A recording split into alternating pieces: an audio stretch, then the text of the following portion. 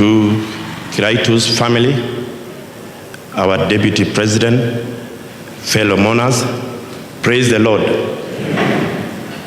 Bwana Yesu asifiwe. On behalf of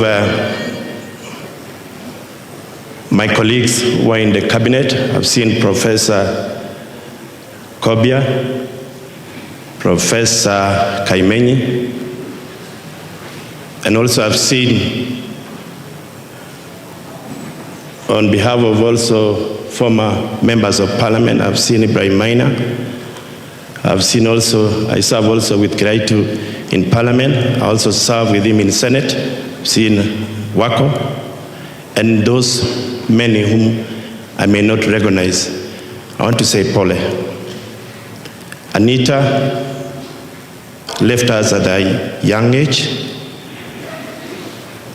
It happens that I was out of Nairobi, and I didn't even know that Anita went to Kilimani Junior with my son.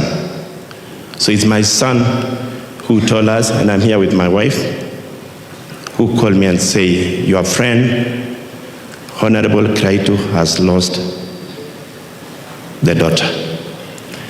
Tunasema pole sana. There is nothing else we can say. May God give you strength. It's very difficult. It's a promising young girl. But I want to say Pole.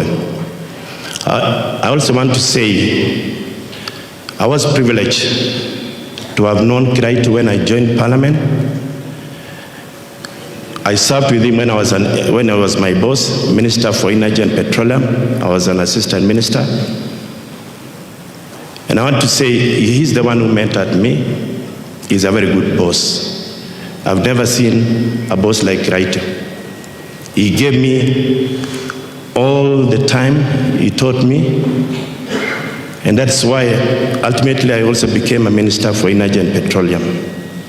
And from there we've been very good friends. May Anita's soul rest in eternal peace. Asante.